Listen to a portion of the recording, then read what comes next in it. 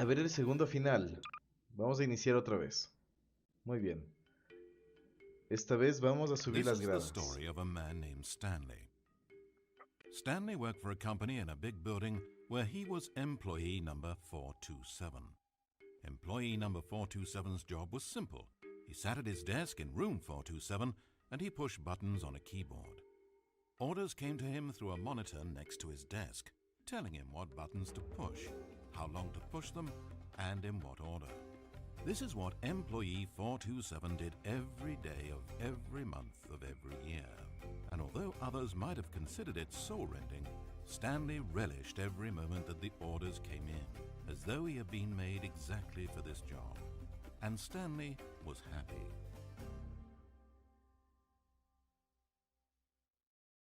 And then one day something very peculiar happened. Something that would forever change Stanley. Something he would never quite forget. He had been at his desk for nearly an hour when he realized that not one single order had arrived on a monitor for him to follow. No one had showed up to give him instructions, call a meeting, or even say hi. Never in all his years at the company had this happened, this complete isolation. Something was very clearly wrong. Shocked, frozen solid, Stanley found himself unable to move for the longest time. But as he came to his wits and regained his senses, he got up from his desk and walked out into the hallway. Muy bien. Vamos a ver. El segundo final. Stanley decided to go to the staff lounge to check on his co-workers. He never functioned well by himself and constantly needed support and guidance from others, so the thought of total solitude was terrifying to him. When Stanley came to a set of two open doors, he entered the door on his left. Muy bien. Era a la izquierda. Y luego encontrábamos la cocina. As Stanley entered the lounge, he was horrified to find not a single person here. He decided he would walk up to see his boss, hoping that he would find an answer there. Y se nos abre la otra puerta. Coming to a staircase, Stanley walked upstairs to his boss's office. Bien. La oficina del jefe. Entering his manager's office, Stanley was once again stunned to discover not an indication of any human life. It was at this point that he began to feel dizzy and a little sick, and even thought he might pass out when suddenly he noticed a keypad next to the filing cabinet in the corner of his boss's office. Stanley had never seen this panel before and had no idea what combination of numbers would produce any result. In fact, only Stanley's boss knew this, since the panel withheld access to the boss's greatest, darkest secret, and so he had assigned the keypad a combination that only he could possibly know, the number of his freshman dorm number in college, 1957. But of course, Stanley couldn't possibly have known this.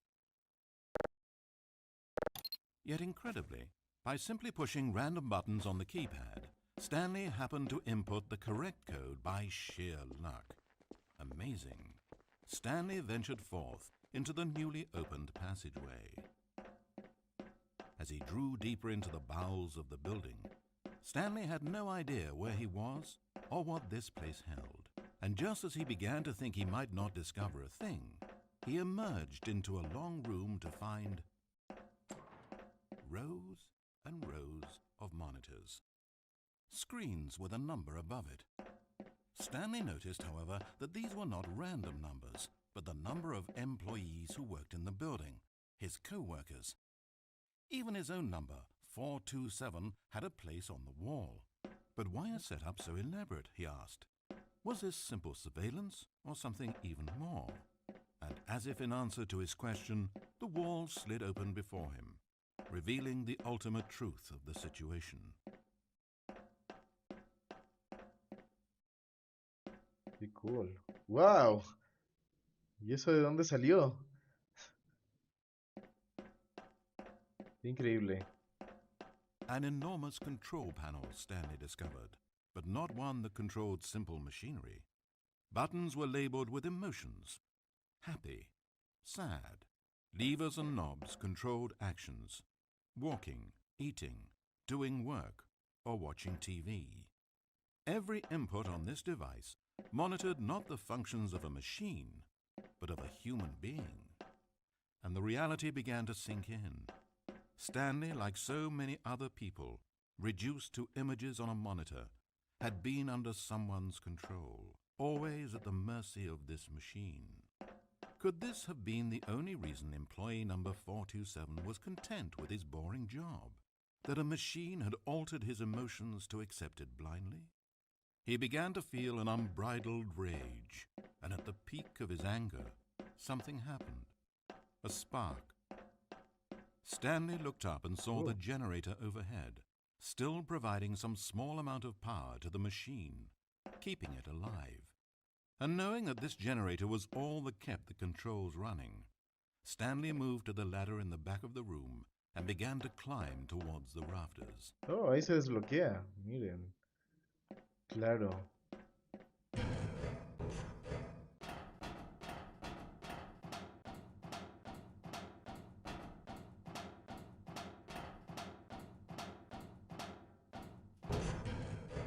The higher Stanley climbed, the closer he felt to freedom, the further from enslavement.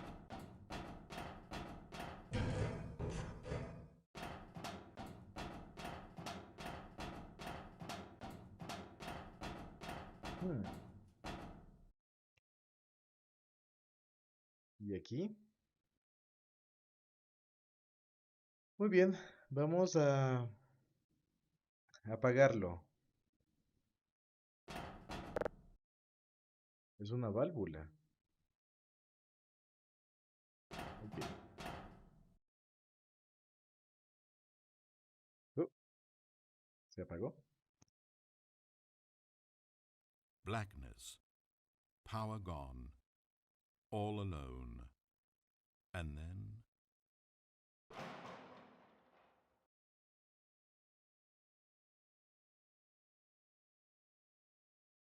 Se acabó.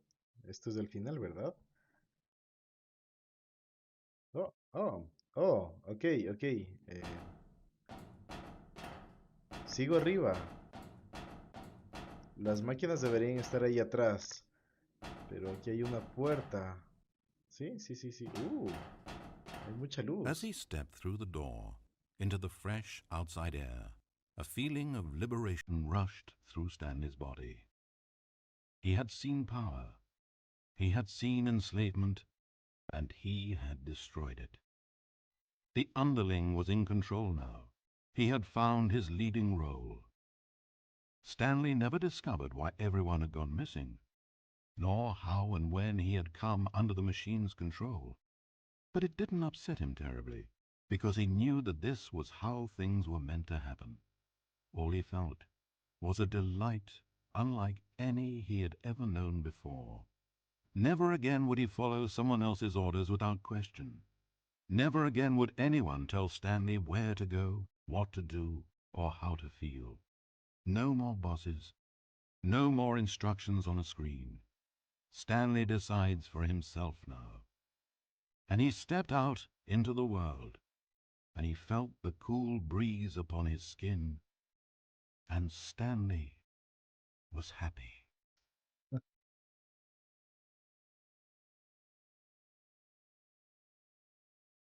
Ok, este es el segundo final. Bastante interesante y no volvernos locos como en el primer final. Muy bien, vamos a continuar. Oh, aquí sale más personas. Interesante. Vamos a ver cuántas personas han hecho este juego. Llevan tres, cuatro, optimización y modificación, materiales adicionales, 5, 6. Música. También está la música hecha por... Oh, es muchas personas. ¿Saben qué? A este punto eh, consideremos que es un trabajo de un gran grupo de personas, no es solamente de una persona. Entonces tiene un gran valor este juego. Gracias por jugar este juego. Pues genial, hemos terminado con el segundo final. Ahora